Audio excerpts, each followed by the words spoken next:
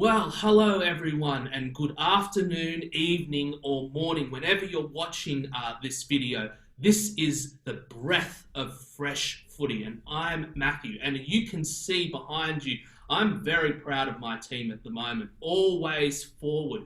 14 FA Cups, Community Shield winners, even though we deem it as a friendly. Some people take that stuff really, really seriously, and apparently it's a trophy. So I'm going to dig it as a trophy. If Man City can put it on a bus, I'm going to dig it as a trophy. So 2 trophies within 6 months. However, there's been one standout team, I think, throughout this whole time. I think Liverpool were the most deserved winners of the EPL.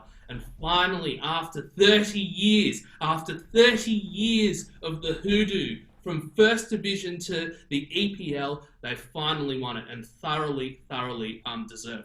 And I'm really glad to have my good friend Arnold here with me. I couldn't imagine a more passionate Liverpool fan. Welcome, Arnold. Thanks for being here. Thanks so much, Matt. Very excited to be on, and thank you for that very complimentary welcome to the Liverpool club. I can't say I'm the number one fan because I think there are some real diehards out there, which I don't think I could even compare to, but I definitely do love the Reds. Incidentally, I'm wearing a jersey from my actual first Liverpool jersey. When I first became a fan in 1997 was when I first started following them. Wow, 97, hey. Yeah. What epic times. I remember I used to follow them quite a bit with you as well. I have the soft spot for Liverpool and the Reds. I think they're a phenomenal team. I'll never forget that 2000, was it 2005, was it? The Champions League? Champions League? Absolutely. Can't forget it. Steven Unforgettable. Gerrard, man, legend of the game. He reminds me of Vieira. They just have heart and soul in the club, and it's really what defines Liverpool, I think. Those eras, even when they weren't strong, to be able to win a Champions League like that, absolute soul and heart and integrity in the football, which is what you want. Wouldn't you agree, Arnold? Well, when you talk about some of those champion teams or players, I do always look up to the Invincibles, the Arsenal Invincibles. Like I wasn't an Arsenal fan, but that was probably my second favorite team because whenever we used to watch them play, for those who don't know, their footy or soccer, yeah, Arsenal had that invincible run, and you had Thierry Henry there, Bergkamp, Patrick Vieira controlling everything. You had the likes of Will Todd, and he couldn't even get into the team. Is it Will Todd? Will Ford? Will Todd, yeah, Will Todd, yeah. Will Todd, yeah. Oh my gosh, that sounds so strange. Ray Parlour, Tony Adams, David Seaman. Like, it was just everywhere on that pitch, you just had an absolute beast of a player. And I always looked up to them. And then I kind of look at the Liverpool team of obviously last season, even the season before. And that's kind of how I feel at the moment when I look around at our team and the players on there. Yeah, and it being a suffering Liverpool fan for 30 years, it kind of feels strange. It's a bit of a novelty still. Like, I still always have to pinch myself to go, oh, like we're actually not going to make a mistake, or we're likely going to win this game.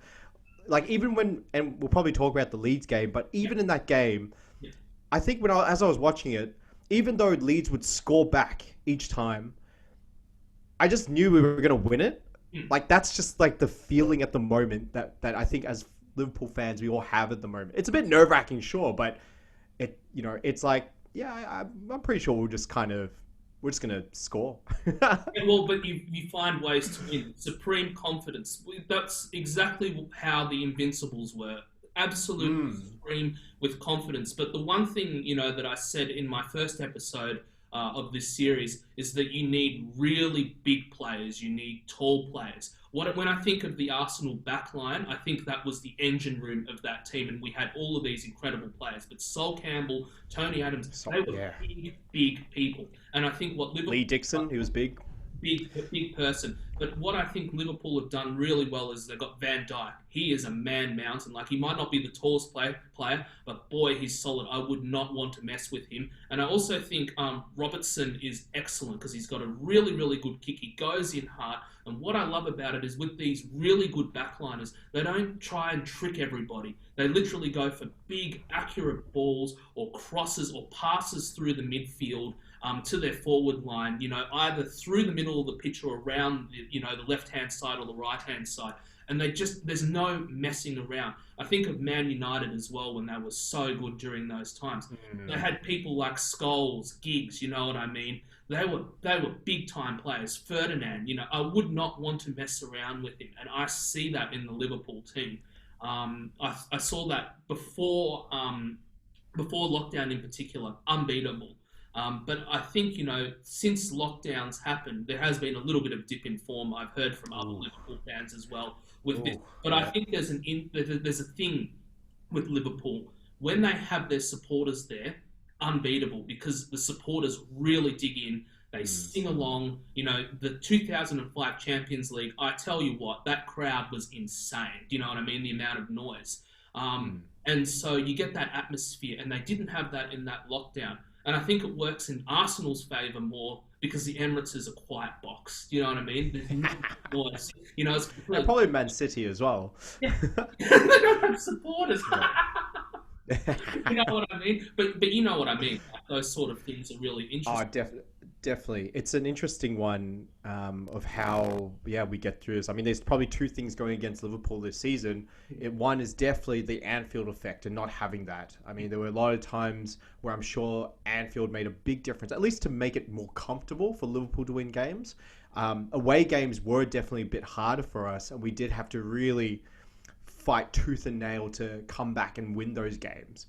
But I guess the second thing that's really going to go against Liverpool this season is coming back from such a great, 2 years, you could probably say, such a successful 2 years, and to come back again, to have that drive is going to be hard. I mean, last year, I'm pretty sure what carried the team through those moments was just losing, but that pain of just losing the Premiership the year before, the Premier League the year before, and I think that's what's going to be really tough. And we're going to really see are Liverpool a dynasty team, or like your Man United's, when they had that incredible run, or Chelsea when they had that incredible run, or even City in those two seasons that we saw.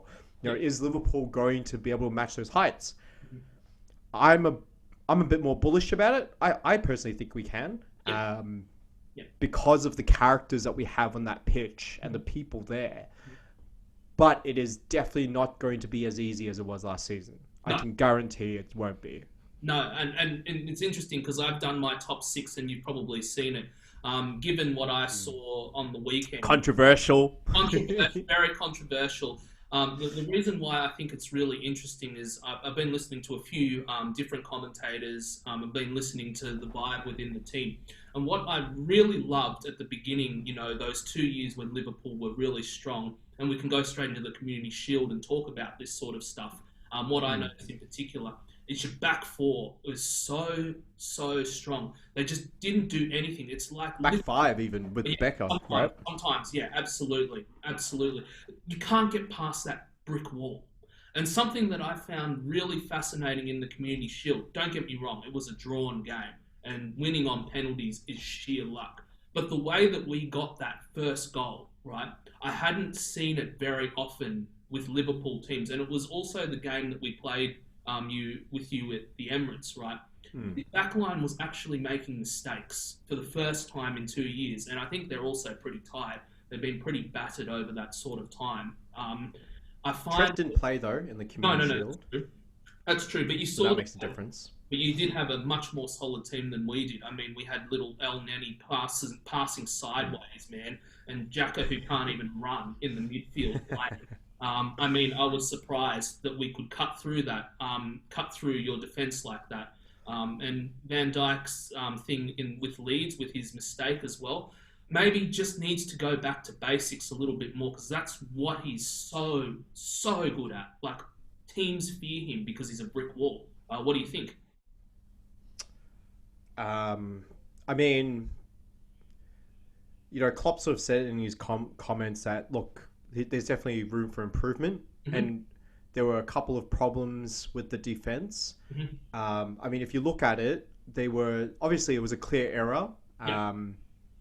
Yeah, The first one was a clear error with the defense, yeah, but it was still a magnificent finish for I can't remember who it was. Was it Harrison that scored that yeah, goal? Like it yeah, was a beautiful finish, yeah, and like most teams, you could probably say 9 times out of 10, they're not finishing a goal like that, right? yeah. So that was it was great. I think Leeds didn't have too many shots on target. I think it was like 4 or 5 or Yeah, something, not much, not much. and they scored 3 goals from it. So I think Leeds did get lucky with some of their finishing. Even that third goal, I think they scored. That was a Yeah, yeah, beauty. That was an yeah. absolute beauty, right? World class, Um, world class. so and then yeah, and the Van Dijk one. Look, Van Dijk did make mistakes. Has made mistakes even last season. Mm. And so I don't look at that and go, oh, like there's a huge problem this season with Van Dijk. I think he'd be the first to admit, like I think he does have mistakes. I think he's just because of the standards he set for himself. There's almost this feeling of he's imperfect. Like he had that season back in 2019 Yeah, season where not one player beat him. Could get past him in all of Europe. So obviously that kind of record gives him this kind of aura. But Liverpool's has been, yes, it's really strong defense.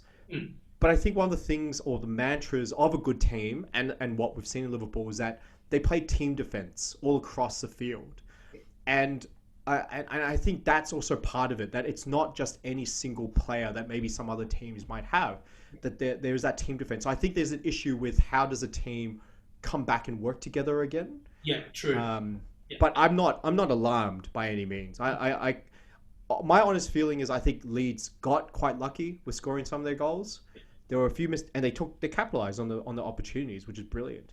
yeah, But I still look at the fact that it's a long season yeah, ahead. This is, you said it as well in your last video. It's the first game of the season. yeah. If you look at all the first games of the season from previous years, it's never a guide to suggest what is actually going to happen.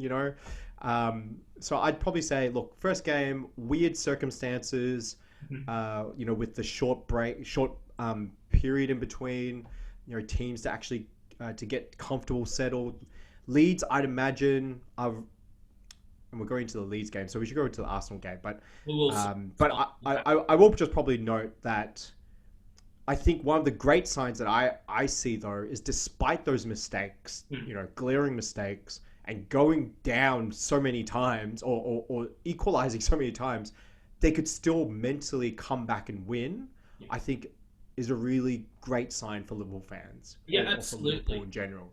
Yeah, Yeah. So I agree. And but the thing is, I'm used to seeing it the Arsenal way. Like if you're starting to concede goals early in the season, because we've seen it with really good Arsenal teams.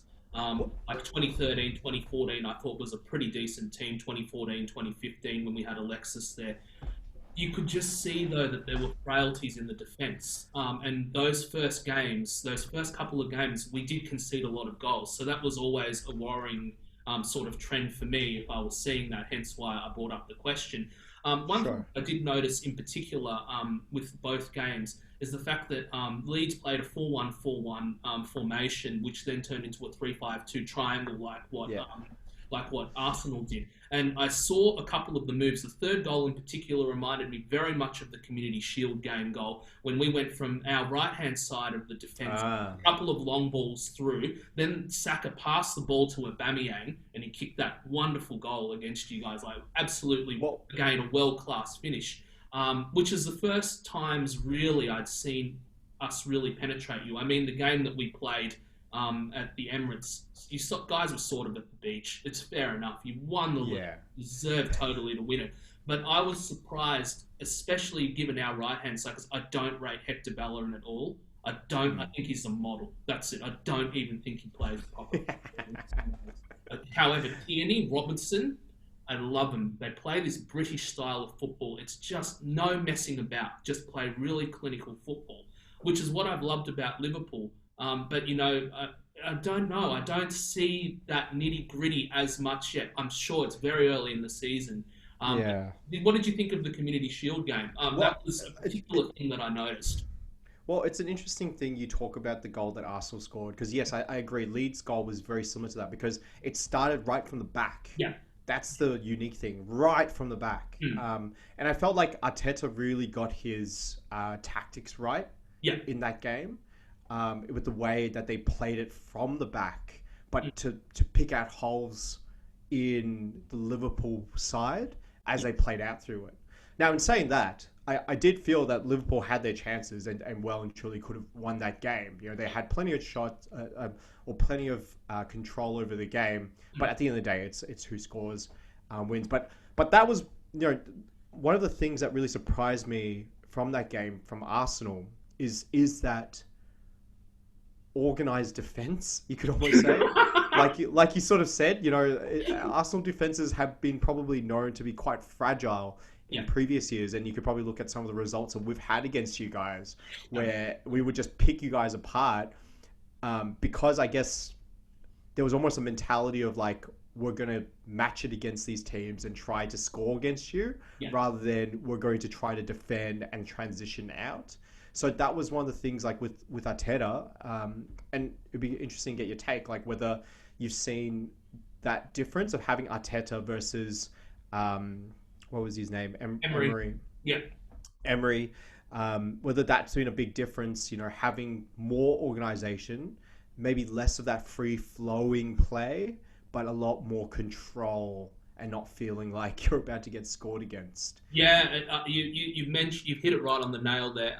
Some of the games we played against you at Anfield, we've been utterly disgraceful. I mean, for a top 6 team to be battered like that is absolutely shameful. Well, top 8, Matt. So yeah, that's the funny thing. Everybody's been saying to me, "Oh, top 8," and then you know what we do? We come back and win a bloody FA Cup, and then we send them into a whole. You know what's happened because we won the FA Cup, right? They finished in 6th position. Now they have to play all of these games in the Europa League just to qualify because we've automatically qualified. So I don't really care if we finish 8th. We end up still having a better season with them. But it made a big difference for us to get into the top 4 when Klopp first started. So it does make a difference not having to play those games. But yeah. Yeah. And you know what I love? Yeah. So I see a lot of similarities, like Arsenal fans, like where Liverpool were, because you guys were 8th as well, and then you came up through the league and got stronger. What I noticed with Arteta particularly is that he has 2 formations that he plays. So he plays a 3-4-3 against the really, you know, the weaker teams. So he can really utilize that 3 at the front, you know. So he'll either use Pepe, or he can use Willian, he'll use Lacazette, or he'll use Nketiah, and he'll always have Aubameyang in there. What we've had a weakness with is actually the CDM spot, which we haven't filled yet, which I'm hoping we are. Getting Willian this year has been fantastic because he's taken over Ozil's spot, right? And in that last game in particular, what was great about that makeshift 10 is that you have somebody who's got a lot of pace, right, that can break on the counter. So it doesn't matter where it is. It doesn't matter if it comes from the middle of the field or the back of the field or the front. They can counter-attack really quickly. They were the 2 goals that we, you know, from defensive, you know, errors that were made in the first game that we played against you. It was literally the 4 just bang, straight in, goal. And it's all this pace. But what the 3-4-3 does, it allows Xhaka, who I think is not fantastic at all, but when he has time and space, he has a really excellent left foot. So when you have that formation, because you've got that makeshift 10 going along next to him who's really quick, he takes a lot of the attention. So it finally gives the time in the midfield where they can actually place the ball. And because there's a bit more actual midfield time, because they can do that, because there's people spread everywhere, other opponents are thinking with other players rather than controlling our midfield, right? Which I think's actually been the Achilles heel of the team. The defense has been much better because they're not getting bombarded the whole time. You know, hence why if we can get Partey in the team, I think we'd actually seriously challenge in the top 4 for sure, because that again will make it another brick wall in that middle, which is what I think he's trying to do. So he's trying to give the defenders less to do, but when they do it in a back 3, if they're going to add Luis into the game, right, All he's got to do is clear stuff because he has terrible spatial awareness. If the ball gets near past, red card. Honestly, it always is a bloody red card, you know. But I think they've worked this system out really well. And then the 5-2, 3-5-2 is what they're playing at the moment with the top teams because they know they can't match it with them. So what do? They cram the defense. It's like sort of park the bus Jose, but there's actual speed in the team. So the bus actually turns into like a race car. You know what I mean? And that's how we're able to get those big passes through. So I think that's how we're going. You guys play a 4-3-3 system. It's really, really effective. However, I just think that the defence with Liverpool, if they can get back to just being really simple with the way that they're going, and it's going to be hard because they've won all these accolades, they're getting better as footballers themselves. I mean, Van Dijk's, like that goal in the Community Shield, had that have been like onside, fantastic goal. And he scored another one on the weekend, which was super. His skills are getting better at attacking. But I mean, if you can keep the game simple, surely you guys would absolutely cream it again. Do you know what I mean? So I think that could be a thing. What do you think of your new signing, Gabriel? Oh, I love it. It just reminds me of like Sol Campbell and his left footer. Just a big, big presence. And what I love is that because the backline now has been more trusted, as you can see, goalkeepers are willing to actually put their bodies on the line when somebody makes a mistake because they know it won't happen again. You know what I mean? They know that if it happens again, they'll get a rocket from Arteta or they'll just get kicked out of the team because he's being so ruthless with it. So I think there's actually much more trust. But having said that, it's going to take time. He's only 22 years old, doesn't speak English, as I was saying in my first podcast. But it's about time that we had somebody that was big in the team. So I think it's fantastic. It'll be interesting to see how Arsenal goes. I think most people have probably written off Arsenal, so there'll be a bit of a surprise packet if they can really challenge for the top four, because the top four is looking, very, very crammed. I mean, as it is most seasons, but there's a sense I feel that this season, a lot of people sort of look to Man U and Chelsea. Man U had a really great end to the last season, and Chelsea with obviously their crazy spending. Then you've got Tottenham under Jose. You can never I guess rule him out or disregard his credentials. So, and there's obviously surprise packets of Leicester potentially who had a really good win recently. So it's a tough one to even challenge for the top four. I kind of feel. I mean, and of course the big two at the moment from last season, Liverpool, Man City. So, it's going to be really hard. And I think the thing is, I think Chelsea's the only team that can really challenge you. But then again, I don't expect them to do as well because you need time to gel a team. That's why I love the Liverpool team, because they took the time, they trusted Klopp. I mean, people literally used to laugh at Liverpool when you guys finished 8th, and he would go into the crowd and start cheering the crowd up.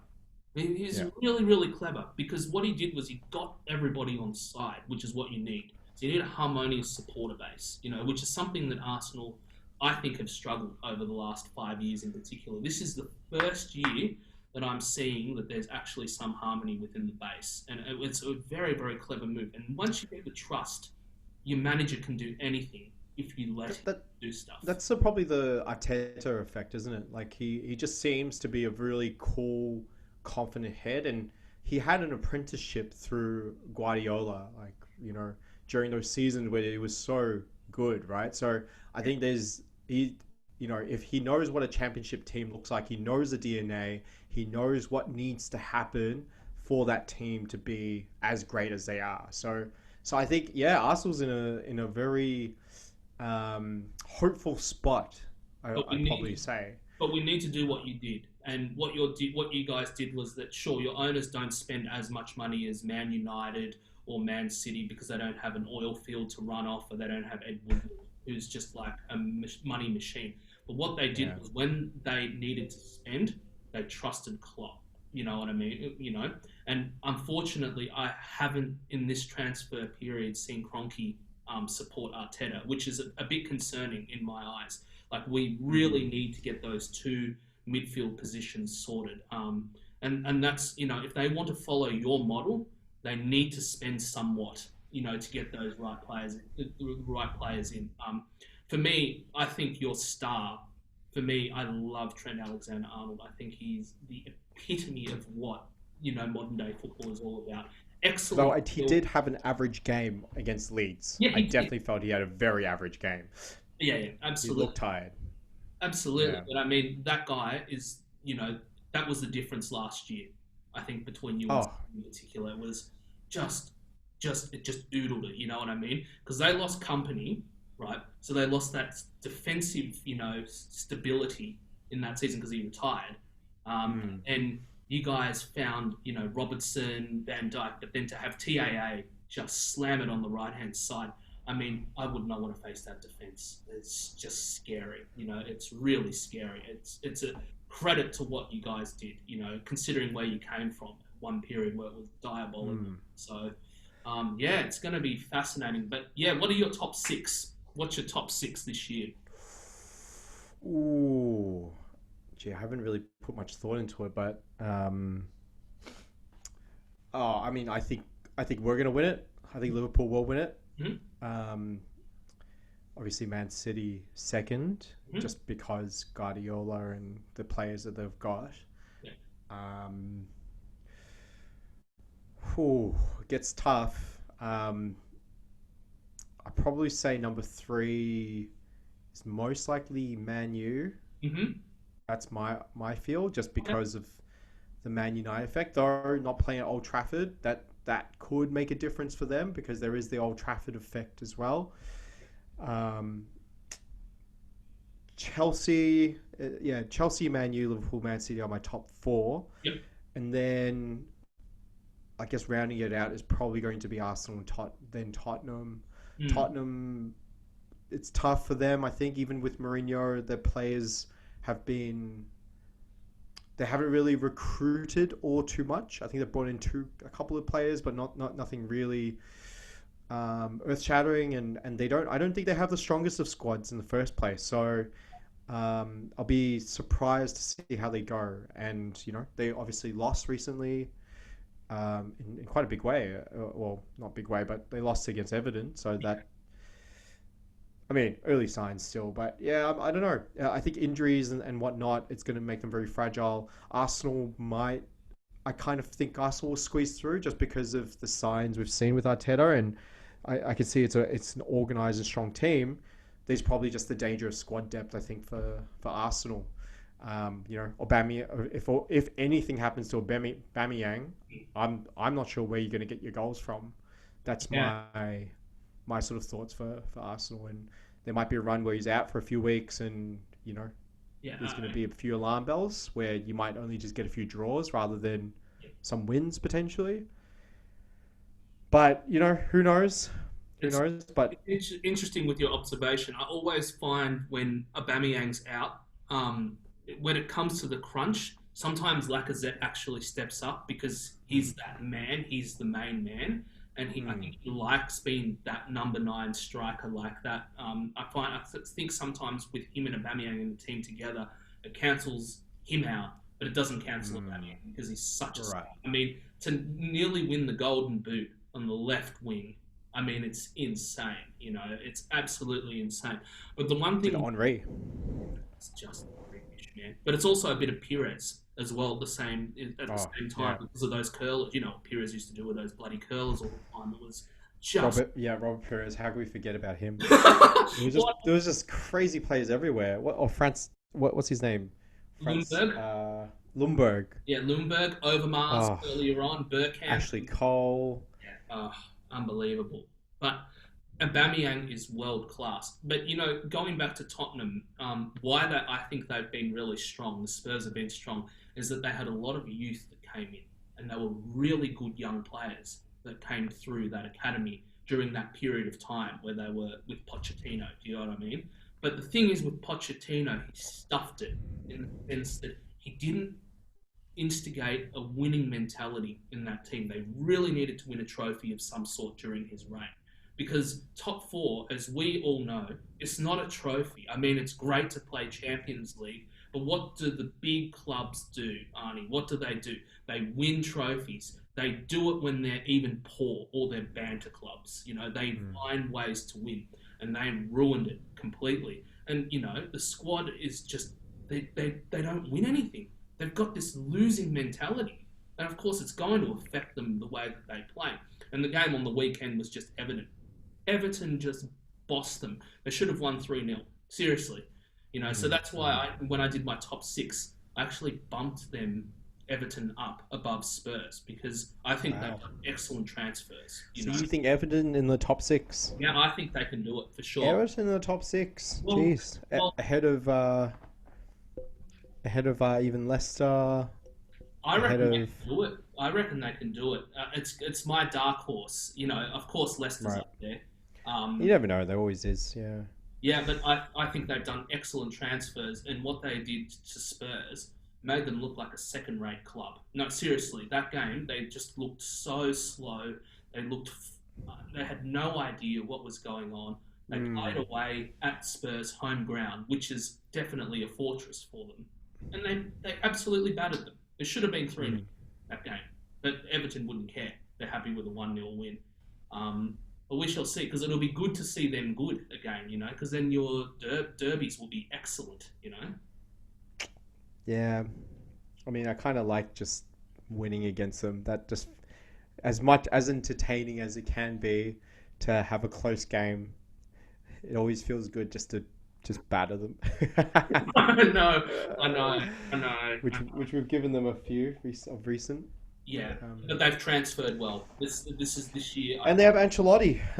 So again, like what a season! I think we've got an incredible season ahead.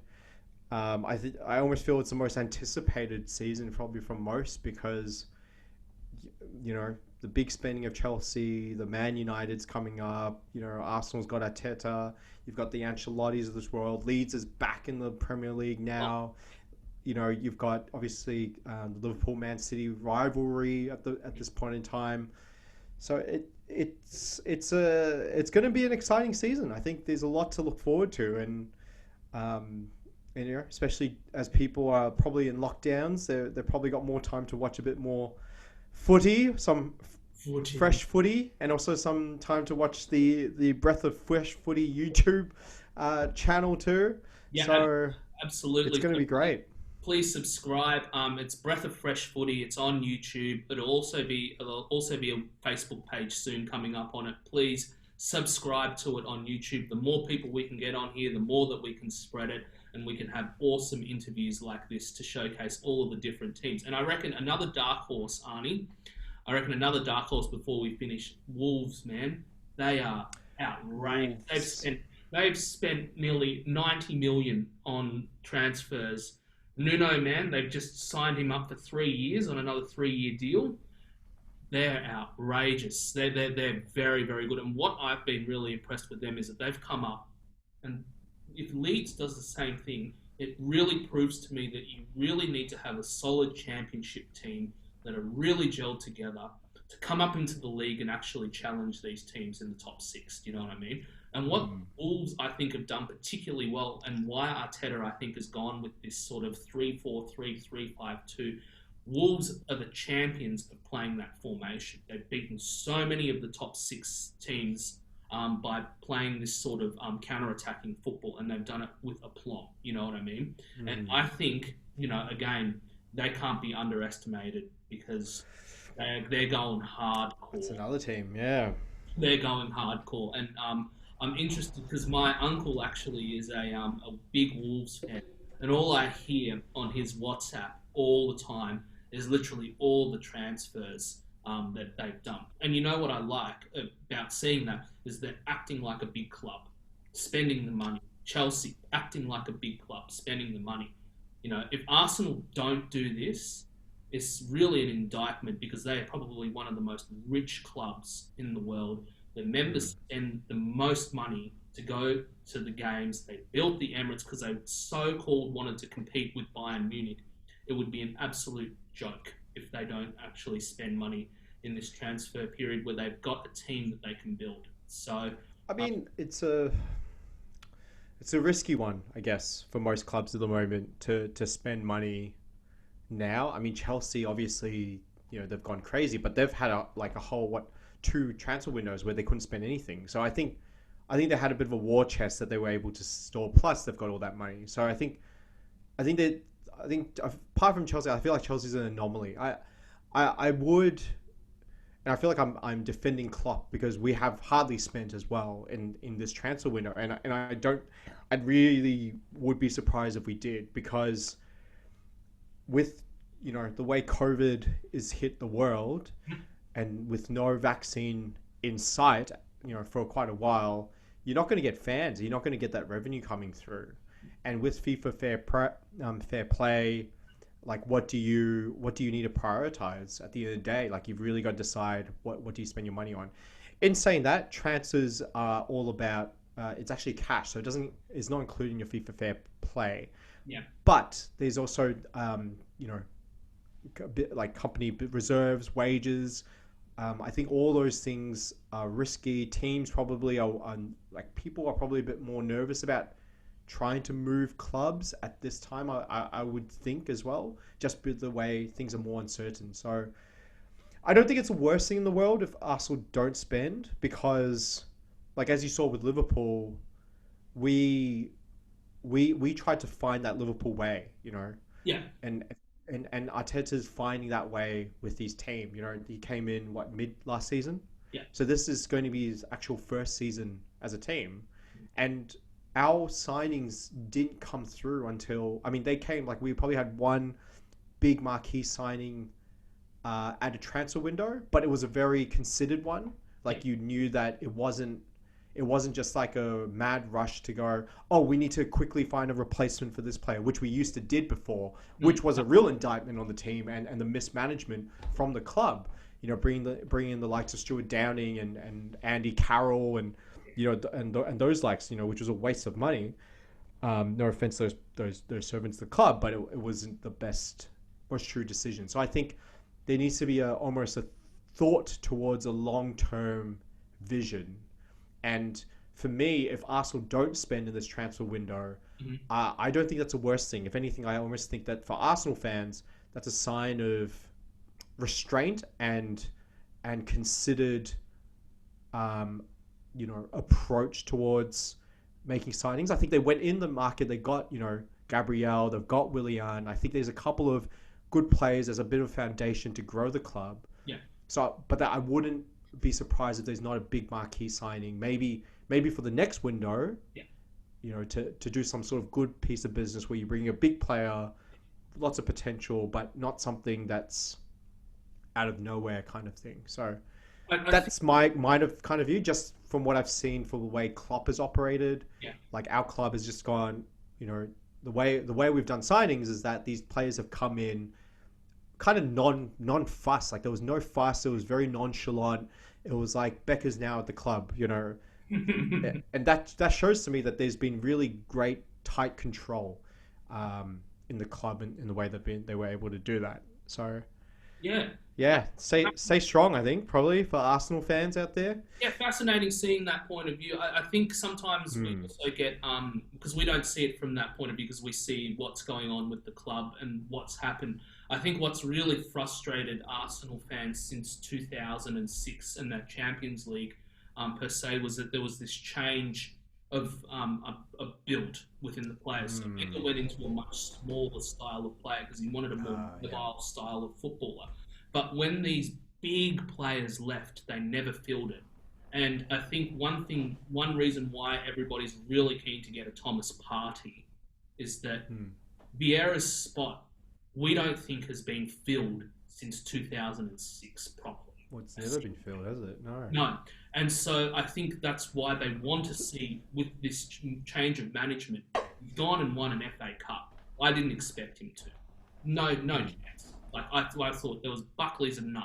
Especially when we had to play Man City, who are a quality team, and Chelsea, who had beaten us during the year. Even though they hadn't beaten us by much, they did absolutely pull our pants down in Baku with the Europa League final, which was an utter disgrace that we showed during that time. But I think with Arteta, that they've seen this winning mentality. They want somebody to fill in, especially that CDM spot. If they see that signing, I think they'll have much more faith within Kroenke, and I think they'll have more faith with Arteta because things will come across as that they've changed. Because we've always been a penny pincher when it comes to deals. Do you know what I mean? Like, we always spend the least amount of money to get the best players all the time. But Yeah, what one extra pound for Luis Suarez. unbelievable. I couldn't believe it. But what I love about what Liverpool's done is that when you've needed to spend like $72 million on a defender that had never been heard, Yeah, we shattered the record. Yeah. you did it. You know what I mean? Like Pepe for us, fine. We loved Pepe's 72 million. That was a great deal. However, it wasn't a necessary position. I'd rather have seen that in the central defense, CDM. Do you know what I mean? So where you spent and you needed to spend, the board backed you. And I feel that we don't have that as much in the team. So, but it's good that you're seeing it the other way. Maybe we need to be a bit more open-minded and go, hang on a second. Maybe they really need to see if Arteta's the real deal. Take that time for the 12 months and then build the team. I don't mind it, actually. It's nice to be challenged in that way, Arnie. So, it's really good.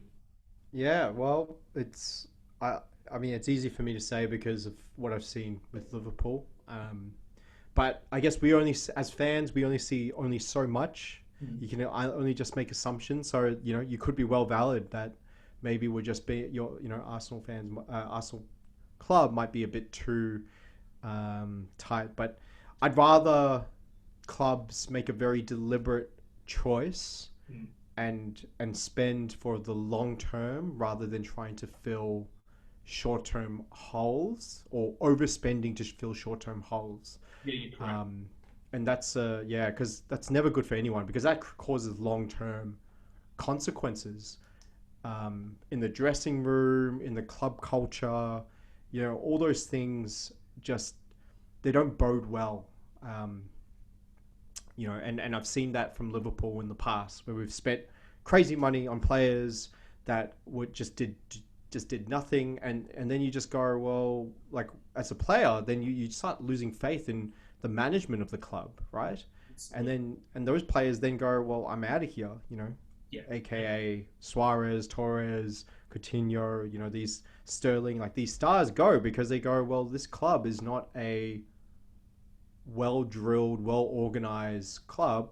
They've got great fans, but I just don't have the faith in that this club is going to be able to go to places. And that's probably the difficult thing as well for Arsenal at the moment, not having that top four credential. And Arteta's kind of like he's done well so far, but he's an untested manager as well. So it probably makes it a bit harder to attract that high quality talent. That's probably the other thing to consider, which makes it hard to also make deals despite, Arsenal having the brand and the history, but those factors go into it. And that we sort of felt that at Liverpool. Like we weren't able to sort of bring in those top players unless we've made the top four. But I guess it's the chicken and the egg. It's like you need to bring in the good players so you can make top four, so you can attract more good players. So it's a tough bounce back from. It's interesting because I think with Arsenal, the difference that I saw with us at the moment compared to when Liverpool went through their really dry spell, the one thing that we've been able to do here, maybe it doesn't mean a lot to a lot of teams, but to win 4 FA Cups in our banter era is the reason why we have some really, really good players, because people want to win trophies, no matter what it is. If it's a League Cup, if it's an FA Cup, well, I think the FA Cup's a more prestigious cup in my mind than the League Cup. I think that without doubt. And I think that's the reason why Aubameyang, we've been able to sign Lacazette. We've had star players, Ozil. Why? Because they know that we will win cups. We will do stuff. I mean, Aubameyang has not won many cups at all. Even when he was at Borussia Dortmund, he only won the German Cup, never won an actual league, right? So I think this year, what I'm really interested to see is how we go in the League Cup, because we seem to lose the League Cup finals when we get into those finals. However, Man City, that's their cup. You know what I mean? FA Cup is Arsenal's cup. So I reckon if we can actually challenge and win a League Cup as well in this season, win some sort of trophy, again, it's this winning mentality that you've got to bring to a club, to bring it up through the ranks. Do you know what I mean? So I reckon if we finish 5th, if we won a League Cup, what would happen if we won an FA Cup? Like, we won a double. I reckon that would be an absolutely sensational year for us. Do you know what I mean? And it again breeds this thing of, absolutely smashing and winning finals, which is what you want. Because then when you breed confidence, you come into first rounds, first games of the year, you're pumped up, and then you realize that, hang on, to win these multiple cups in a row, you need to learn how to play over 38 games with different structures, with different ways of playing your opponents. And if you're in both competitions and you're basically going all the way, you're playing a lot of games in a row to actually win that cup. So it really gets you in that stead of winning 38 games. And that's why Liverpool, I was actually, most people are like, oh, we're so glad they didn't get the century. I was sad because I thought that you guys last year deserved a century with your wins. I thought you deserved 100 points. Guys were so far ahead of everybody. It was just a shame that you were pipped, by 1 point, wasn't it? You finished on 99? 99. But I kind of feel we won it too early as well. Yeah. And I think that just went, well, as soon as we won it, I mean, you saw it. The first game after that, it was just, I think it was against City, and we got smashed by them. We were absolutely spanked. And, but I think, yeah, I mean, it would have been good to get the 100, but I think as soon as we won it, it was this weight of expectation, or this almost feeling of, like, we have to win it. Like, it's just, I think there was just a mentality last season from Liverpool of, we refuse to let what happened last season happen. There was just this absolute, this determination that was beyond murderous intent to make sure that they don't come out the same way that they did last season. And I think that carried them through those games where, there was just fighting tooth and nail. So, like, how many? I think it was like 7 games that we won in after the 80th minute, I think, last season. Amazing. We came from after the 80th minute. So the last 10 minutes, I think 7 odd games where we came back and won, which those games, more than likely, most teams, probably 99% of teams would have just drawn that and gone, it's too hard. The other teams try to push us through, but there's just something about that. So I think that kind of mentality, you need the environment, but you also need the players for it, don't you? And that's the kind of thing that I think we've brought at the club, that there are some real leaders across that line or across that squad, and not these egos in there. And I think that's the part that you need to build, which is just, it's a once in a generation thing as well, right? Talking about looking at some of the invincible teams, like some of the great teams of the season, like, it's so hard to build such a great team like that. It's a luck, it's characters, it's a lot that goes into it. So, but the one thing that I've always thought that's lacked at Arsenal, and all Arsenal fans, I believe, are envious of Liverpool fans. And we'll basically finish off with this, and then I'll get your prediction of the bottom 3. Sure. A little think about it. One thing that I've found really interesting with Liverpool is that they've always, for me, since I've lived, found the European competitions easier than the league. Do you know what I mean? The fact that you're able to win Champions League. And something about that is weird. It's character building, and we lack it at Arsenal. We don't know how to win in Europe, We can win FA Cups. Like, our FA Cups are like basically how you find Europe. Whenever I see a Liverpool team, I expect them to do really well in Europe. And they generally do, because they know how to play that competition. They've got the mentality. And that's where I think you're stronger than City. And in your squad is probably worth half the amount of City's squad. Do you know what I mean? But you know how to play Europe. And it's the same with PSG. I'm telling you, money can't buy this sort of stuff. And look at the way PSG last night capitulated, Absolutely crazy. 5 red cards in that game. Yeah, it was crazy. Yeah. I couldn't believe it. But you're right, it's egos as well. I think you nailed it on the spot. So what we're saying with our teams are, what I think is really, inspiring with Arsenal and Liverpool this year, I actually think the egos within those teams and the way that both managers have done well with those teams. Both Klopp and Arteta should be the two managers of the year because they've been able to gel those personalities, the egos, but they've been able to get their tactics right. So 4-3-3 works brilliant for Liverpool, generally speaking. And finally, we've found a formation for Arsenal. When we play against the lower teams, we can play 3-4-3 and be creative. And then when we play against the good teams, we play this 3-5-2 really well. I don't know how long it's going to last, but I think it breeds results, and that's what you want in those teams. So, yeah, I think we're going to have two good seasons. As my predictions are a little bit different to yours, but I think Liverpool will still have a pretty decent season. Yeah, to that point about the 4-2-3, I think Liverpool can't just rely on that this season. So I wouldn't, because I think teams have worked out how to play against it. AKA Arsenal obviously worked out how to play against it. Leeds as well, Yeah. worked out how to play against it. Yeah. Not saying that it's not going to cause trouble for teams at 4-3-3, but I think there's going to be what Klopp released in the preseason was this kind of 4-2-4 type of formation. Nice. So don't be surprised if you start seeing a bit of that this season. It's kind of like a 4-2-1-3 or 4-2-4. It's kind of that there's an overloading of the front end that you'll start seeing. So that might be something that Klopp's going to pull out the hat, I think.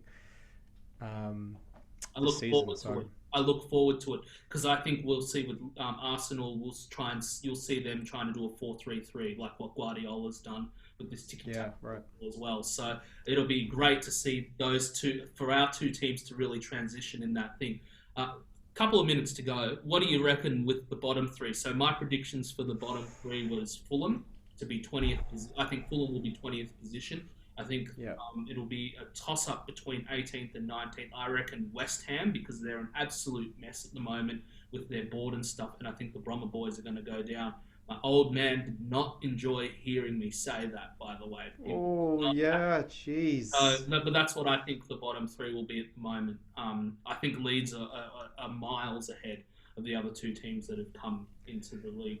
But I did say with a friend of mine when we were watching the Arsenal game, I thought that the wild card could be Brighton, actually. I think they're going to find it very difficult this year as well. So what are your thoughts on this?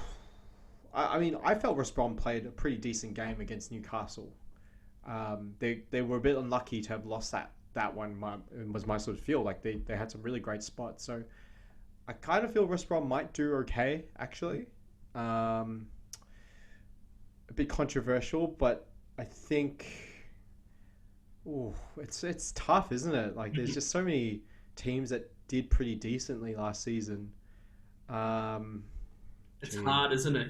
But they might. Who do you even drop? I mean, look, I'll probably say Fulham. I think Fulham's probably going to go back down. They didn't look good against us, man. Yeah. Let's say I'm going to go controversial. Aston Villa. That's Really? Aston Villa? They've gone down before. Have you played with them today? No. They got Emi Martinez for us for £20 million. I think that'll be their demise. That guy is the best keeper in the EPL. No joke. He is the best keeper in the EPL at the moment with what he's done. Coming from nothing, he was valued at 1.5 million before Leno got injured, and coming now is worth 20 million. So he's controversial. Good deal from Arsenal, and I'm gonna go even more controversial. Third last, I'm gonna pick Leeds. I think awesome. Leeds has been overhyped. They got lucky to score against Liverpool. I think they'll try to be fancy, and the way they play, they're gonna suffer a few pretty tough defeats. I think. I kind of feel the teams that try to be a bit too overly attacking, and leave holes at the back are the ones that usually end up seeing themselves spiraling out of control, and before you know it, Bielsa might get sacked.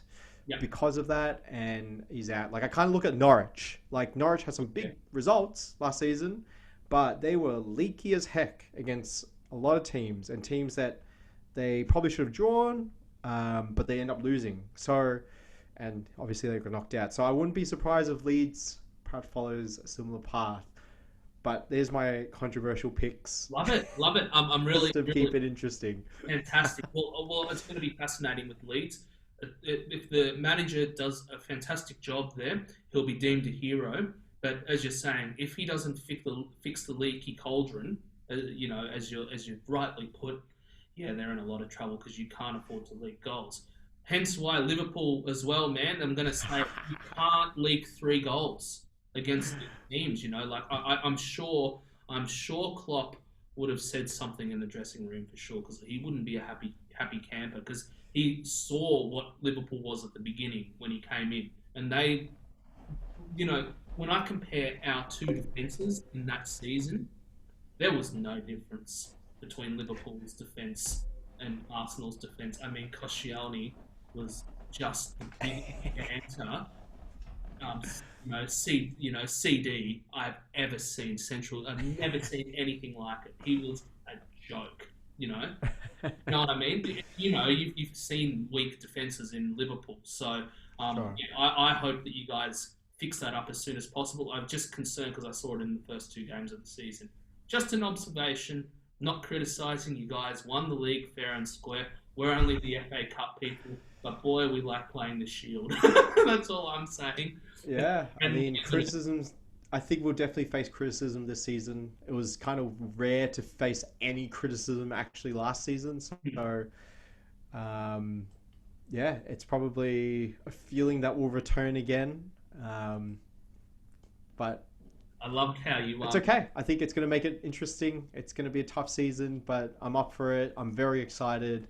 I do hope it's closer.